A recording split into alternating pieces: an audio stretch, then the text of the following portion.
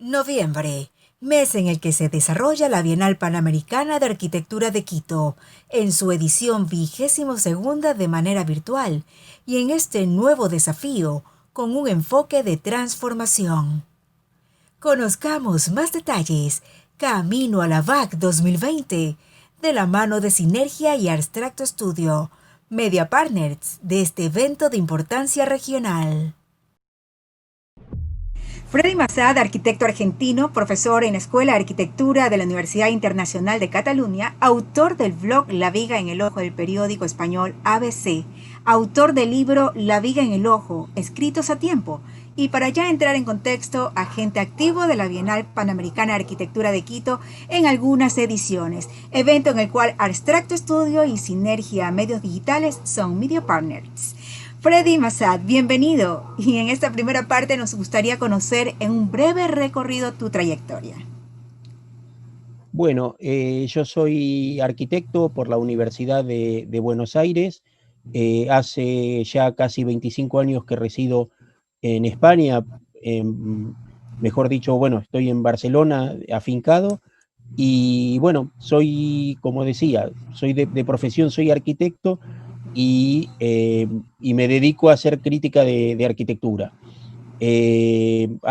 Bueno, colaboro con diferentes, además de con ABC, con diferentes publicaciones y además también me dedico a la docencia, como bien mencionaste, en la Escuela de Arquitectura de la Universidad Internacional de Cataluña. Muy bien, y cuando escuchamos crítico, de repente suena algo que puede ser atemorizante para la imagen de los involucrados. ¿Cómo es la mirada crítica de Freddy Massad ante una obra? Bueno, en realidad sí, la palabra crítico suena como alguien que viene a demolerlo todo, y creo que no, creo que la crítica es una forma de construir también arquitectura, ¿no? De construir pensamiento y de ayudar o de entender no solamente el edificio, que es importante, sino también todo lo que lo rodea, ¿no? La cultura, la sociedad, la política, y creo que el crítico es alguien que debería principalmente ayudar a comprender y a poner en crisis si lo que se está haciendo, ¿no? A preguntarse, a lanzar preguntas más que respuestas, ¿no? A pensar qué es lo que se está haciendo, cómo se está haciendo, cuál es la eficacia o cuál es el resultado, y también si sirve lo que se está haciendo eh, para, para ayudar a la sociedad a mejorar, ¿no? Creo que la imagen del crítico siempre es de un tipo serio y amargado, y me parece que la crítica se puede hacer también desde el humor y desde la comprensión de de que lo que uno está haciendo tiene un valor relativo dentro del contexto, y que uno debe aportar lo mejor que sabe para ayudar a que la arquitectura se pueda construir, ¿no? Muchas veces yo digo que la arquitectura, además de con ladrillos, con madera o cemento o lo que sea, también se construye con pensamiento. Y bueno, la crítica debería aportar esa reflexión que es necesaria para poner a la arquitectura en consonancia con su tiempo. Muy bien, y en este mismo contexto de la crítica tenemos también consultas por parte de profesionales. David Hidalgo, arquitecto y diseñador ecuatoriano, miembro del selectivo colectivo de arquitectura, nos saluda desde Brasil con la siguiente inquietud. Hola, soy David Hidalgo y qué gusto me ha dado saber que el arquitecto Freddy Massad está participando y colaborando con la Bienal de Arquitectura de Quito en este año 2020. Y bueno, quería aprovechar este espacio para hacerle la siguiente pregunta. Entiendo que la crítica en arquitectura es importante para evaluar y para mejorar los procesos de producción arquitectónica. En esa dirección y aterrizando en el caso latinoamericano, ¿cómo vamos y cuáles serían esos aportes que puede hacer la arquitectura latinoamericana para el mundo desde sus procesos sociales, políticos y culturales contemporáneos en este siglo XXI que está comenzando, por decirlo así? Un saludo desde Brasil. En respuesta a la pregunta de David, yo creo que Latinoamérica tiene mucho potencial. No lo digo solamente porque yo soy un latinoamericano que vive fuera, pero bueno, me gusta observar lo que pasa y me interesa mucho lo que pasa en casa, ¿no? Si se puede decir. Y me parece que estamos infravalorando muchas veces el potencial que tenemos, distrayéndonos con cosas que me parece que no son necesarias, ¿no? La idea de relacionar, y esto se hace mucho desde Europa, relacionar a Latinoamérica con la precariedad me parece infame, me parece que no es necesaria y muchos latinoamericanos me parece que juegan ese juego, ¿no? Somos los pobres, no podemos avanzar porque no tenemos recursos, y me parece que ese lamento en algún momento se tiene que terminar. Yo conozco, y es esto, y tengo la vista puesta en Latinoamérica, y me parece que se está haciendo mucha mejor arquitectura y se está haciendo un trabajo muy bueno que muchas veces ni los propios latinoamericanos conocen, ¿no? Los argentinos no saben lo que está pasando en Ecuador, los colombianos no saben lo que está pasando en Bolivia, y así sucesivamente. Estoy dando ejemplos que no necesariamente tienen que ser ciertos, ¿no? Pero me parece que debemos empezar a valorarnos y a poner en valor lo que estamos haciendo, porque si no lo hacemos nosotros, no lo va a hacer nadie, ¿no? Creo que hay un campo en el que sí estamos como con un cierto retraso, que es en el desarrollo de la crítica. Hay mucho servilismo en la profesión y hay mucho miedo. Me parece que hay personajes que se transforman en intocables y que la crítica tiene mucho miedo de hacer. Esto no pasa solamente en Latinoamérica, esto pasa generalmente en todo el mundo. Pero me parece que para que esa arquitectura que se está haciendo y se está haciendo bien en Latinoamérica, debe aparecer alguien o voces que le expliquen y que le expliquen bien. Que no necesitemos que venga alguien de fuera a mirarnos y a decirnos cómo somos, no por una cuestión de patriotismo o lo que fuera, sino por una cuestión de que quién mejor que uno para conocerse, ¿no? Y para poder poner en valor el trabajo que está haciendo. Así que animo a los estudiantes a que, y a los arquitectos jóvenes a que realmente pongan hincapié en hacer crítica, en ser críticos, no que todo el mundo se transforme en crítico, pero sí que pongan en valor el conocimiento. Y poniendo en valor el conocimiento, la cosa ya va a empezar a funcionar.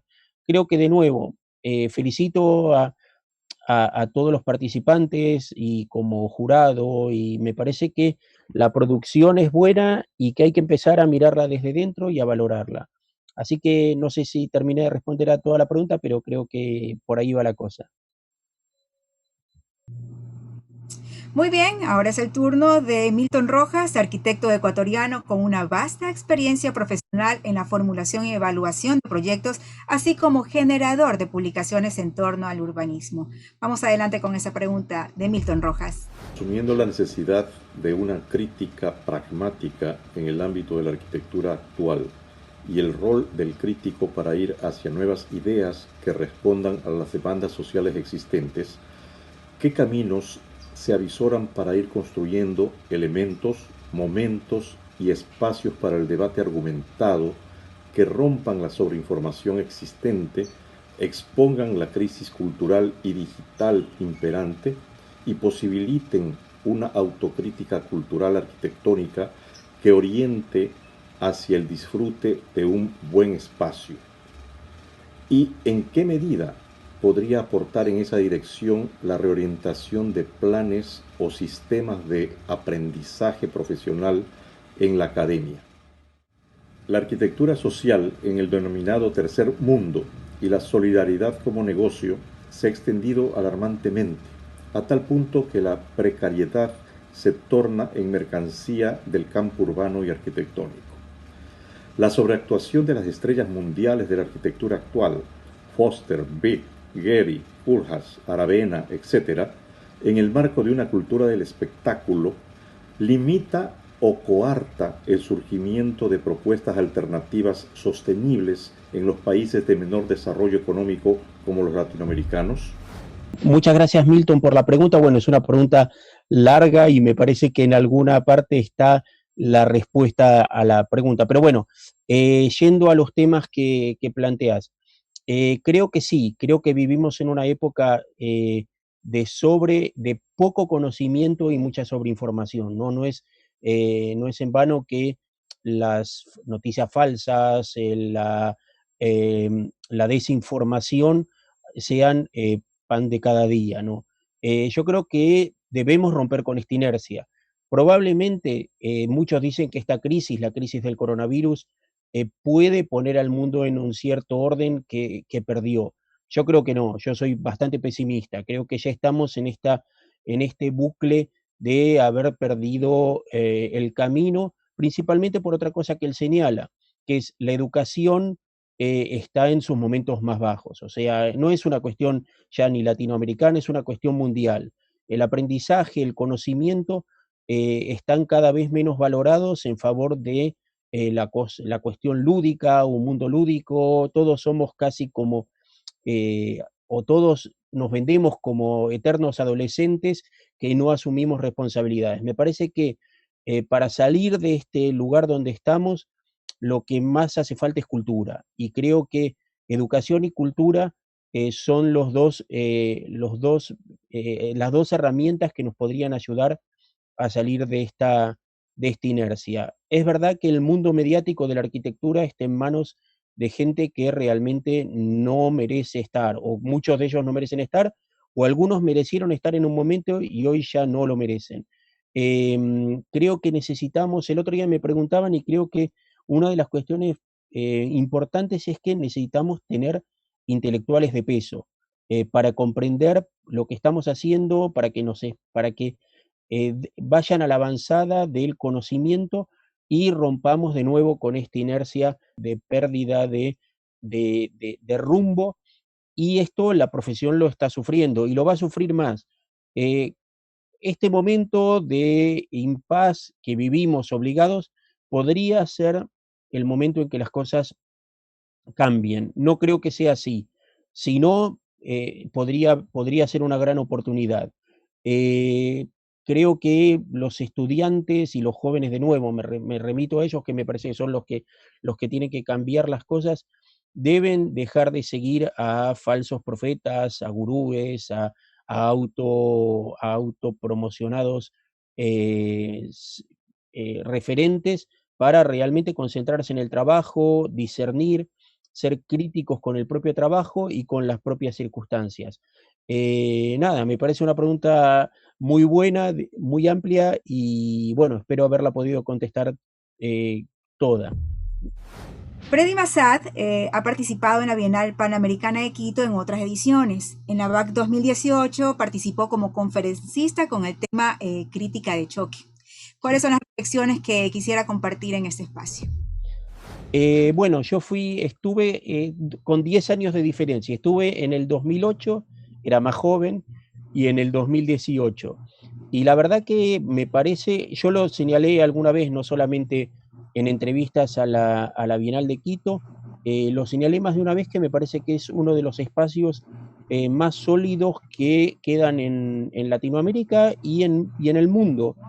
Una Bienal consistente, bien organizada y de gran valor. Me parece que Ecuador o los quiteños deben estar orgullosos de la Bienal que tienen, porque la del 2018, la otra, la del 2008 ya no me acuerdo tanto, pero la del 2018 fue una muy buena Bienal, con muy buenos conferencistas, con mesas de debate, y me parece que el formato, aunque ahora se ha tenido que cambiarse a, a digital, sigue teniendo muchísimo valor. Así que no sé, si mis palabras sirven de algo, los aliento a seguir porque me parece que es uno de los encuentros más potentes que se están haciendo en Latinoamérica y, repito, en el mundo.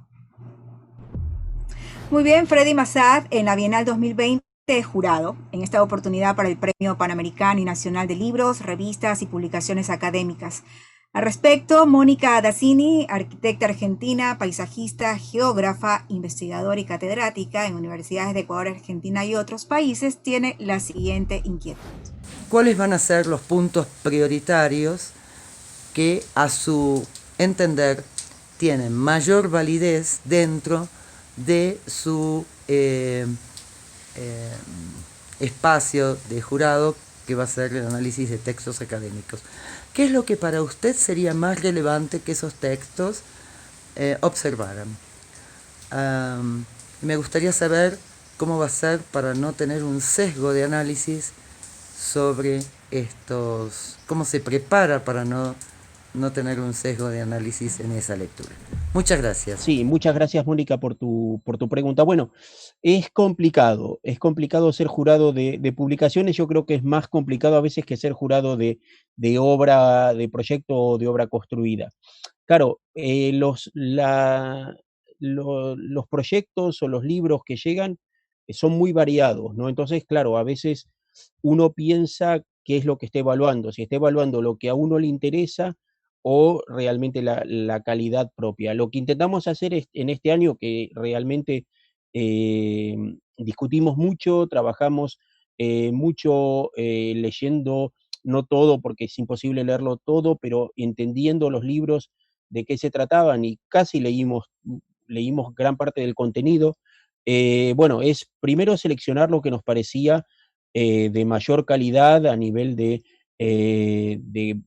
trabajo, de valor de lo escrito, de cómo se había escrito, y después sí, al final uno termina eligiendo casi el libro que uno se compraría. Pero da la casualidad que a pesar de que éramos 3 personas que veníamos de lugares distintos, no hubo muchas, no mucho llegamos a acuerdos fáciles, porque creo que finalmente un libro, si es bueno para uno, va a terminar siendo bueno para todos, aunque el tema quizás sea alejado a los temas que uno maneja.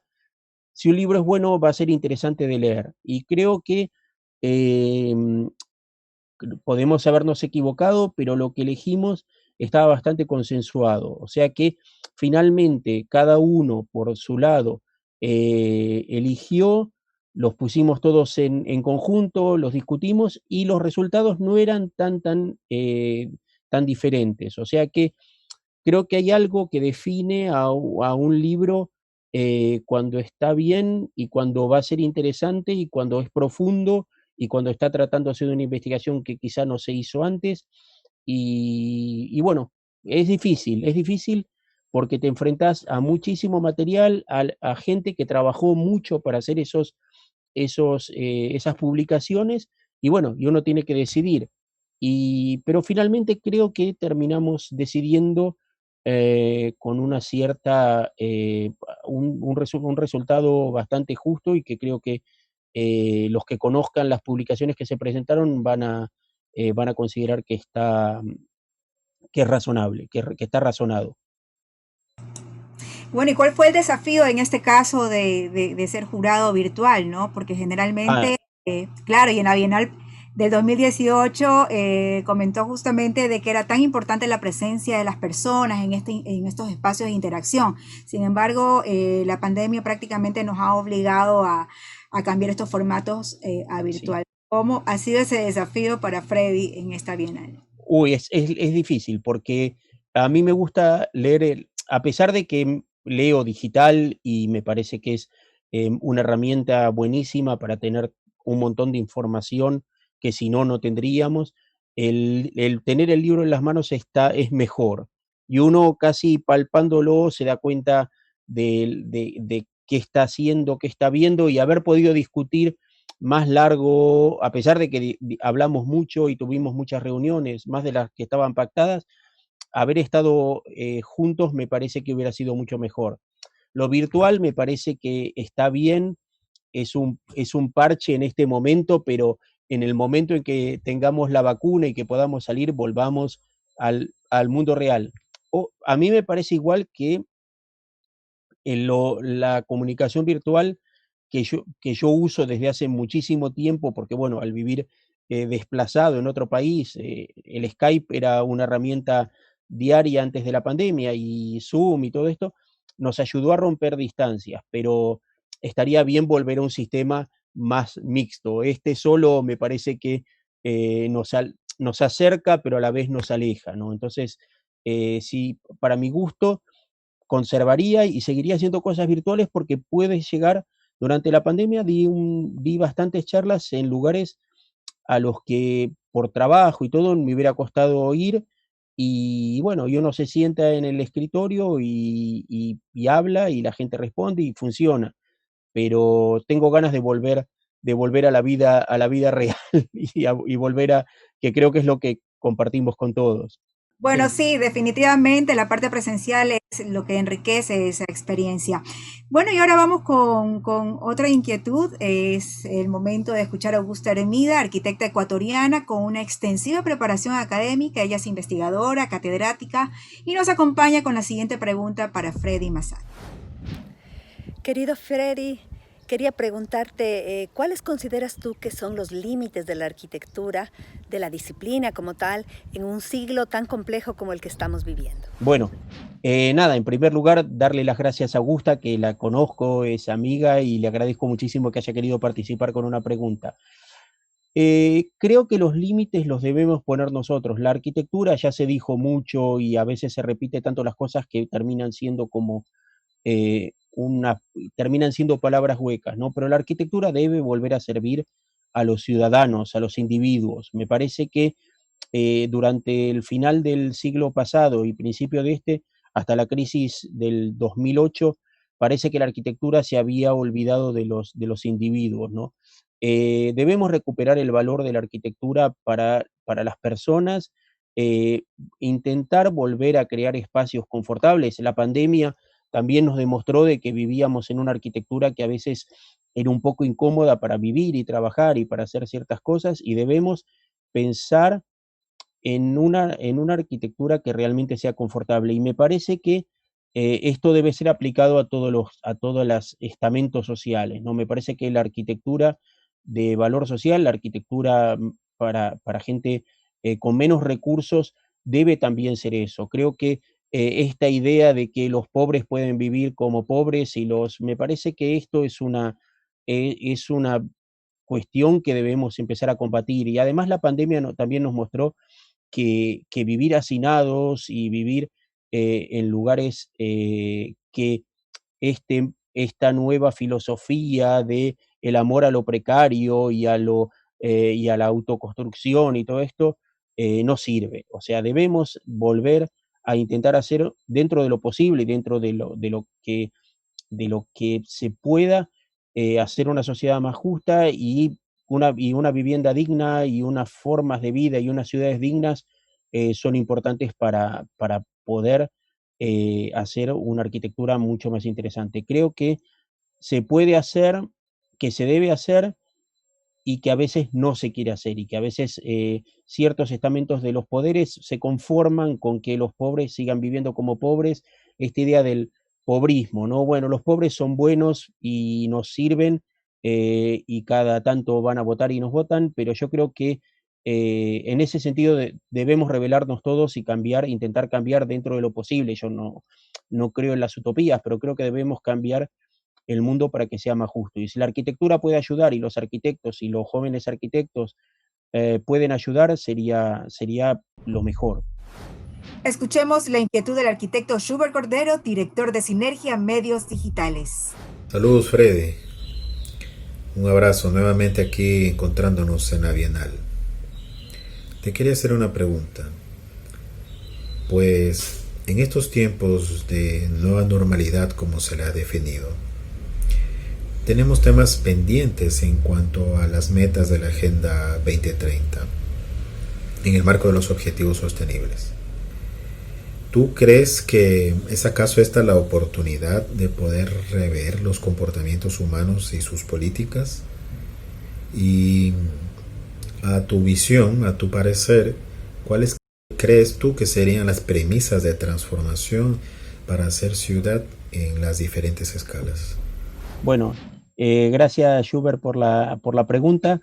Sí, yo creo que es la gran es el momento, o sea, los momentos, muchos dicen que las crisis son momentos de oportunidad. Yo tengo algunas dudas sobre eso, pero creo que es el momento de repensarlo y de pensar las ciudades de una manera mucho más justas, mucho más sostenibles y eliminando principalmente, intentando eliminar la pobreza, pero no eliminar, o sea, transformando la pobreza dejando que la pobreza deje de existir.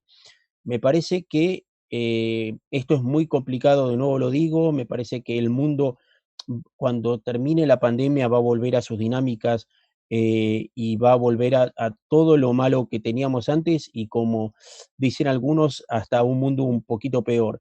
Pero creo que debemos hacer el intento, hay que cambiar, hay que volver al el mundo más sostenible. Probablemente sí, en este sentido, la comunicación virtual elimine en gran parte el uso de los coches, tengamos que no nos veamos obligados a movernos tanto, las ciudades pueden ser repensadas para que sean más amables para los propios habitantes, y creo que el tema de la vivienda es muy importante y muy importante en Latinoamérica. No se debe presionar a los gobiernos para que inviertan en vivienda y en vivienda de calidad y en vivienda digna. Me parece que suena un poco a demagogia, pero es así. Yo creo que debemos replantearnos el modelo de ciudad que tenemos por la cuestión ecológica, pero también debemos replanteárnosla por la cuestión humana. Me parece que el mundo, en vez de evolucionar, muchas veces involuciona y debemos romper con esta dinámica.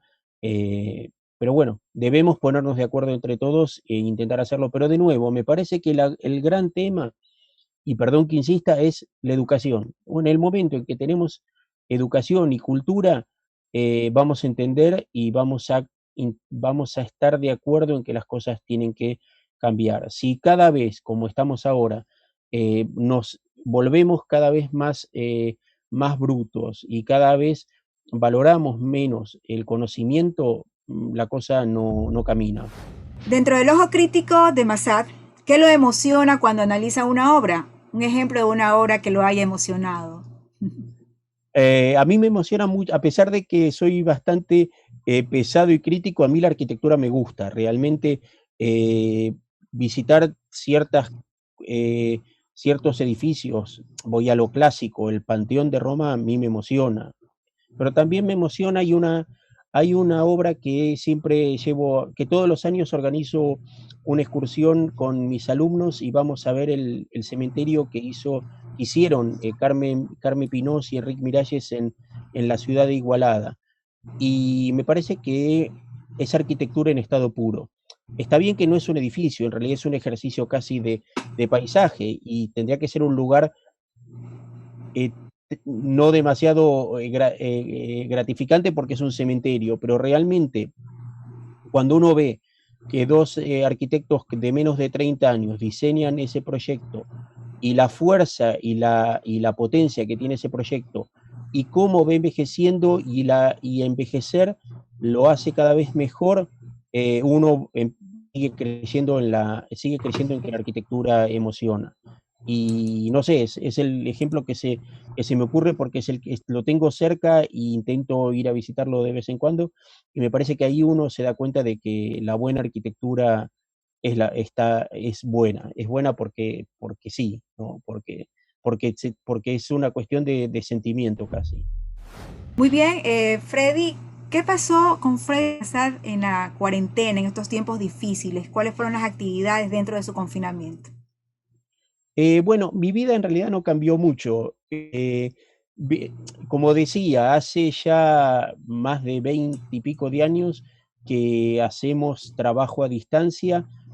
Cambió en el sentido de que no voy a la universidad, que doy las clases como todo el mundo, doy las clases a distancia, y esa relación con los alumnos sí se pierde, ¿no? Es como es muy, aunque se puede mantener una buena relación, se pierde esta relación. Después, ahora no viajo, que antes viajaba mucho y me gusta, me hace sentir, me da energía el viaje, conocer gente, estar con gente en diferentes lugares, pero en la vida diaria como vivo en un pueblo, me muevo por aquí, a Barcelona voy seguido, ahora sí, ahora pues salgo muy, muy poco y me muevo en un ámbito muy pequeño. Esto cambió, pero también está bien. Creo que eh, para los que nos movemos muchos, la cuarentena sirvió para quedarse un poco y pensar, y en realidad no pensar tanto porque uno está de nuevo en la vorágine de todo desde la distancia, ¿no?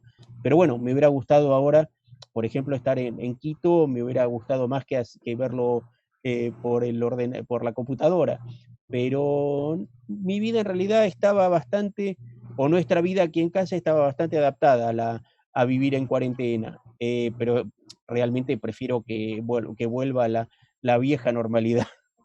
Queremos que vuelva la normalidad. Y Freddy, ya en esta parte final, cuando hablamos de Bienal de Arquitectura, las personas a lo mejor piensan de que es un evento técnico que es solamente para profesionales. ¿Qué diría Freddy Massad a la ciudadanía para que asista a la Bienal? Yo creo que las bienales en general, pero la Bienal de Quito de nuevo en particular, me parece que es un evento cultural que no debe ser excluyente a los no arquitectos. Me parece que la gente que ahora se conecte o que en otro momento pueda asistir a la Bienal, va a descubrir que los arquitectos no son tan raros ni tan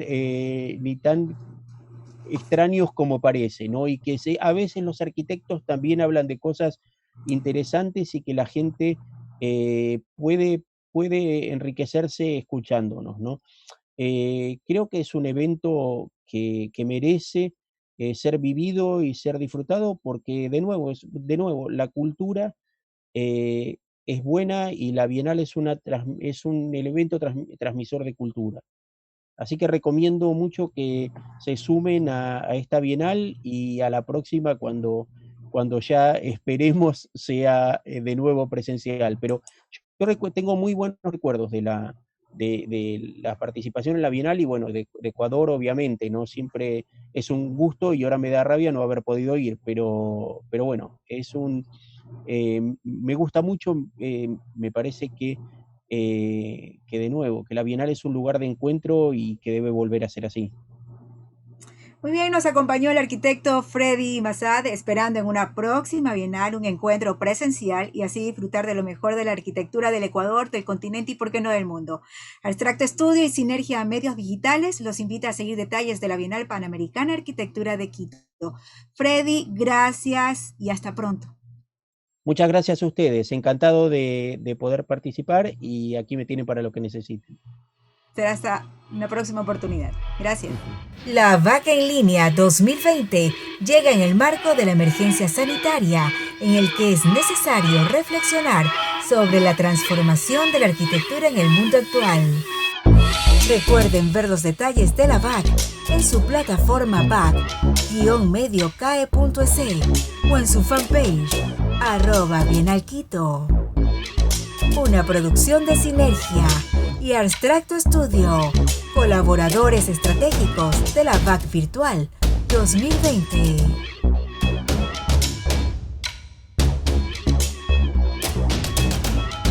Conoce más de la VAC 2020 en línea. Visita VAC-mediocae.es o sigue la red social @bienalquito.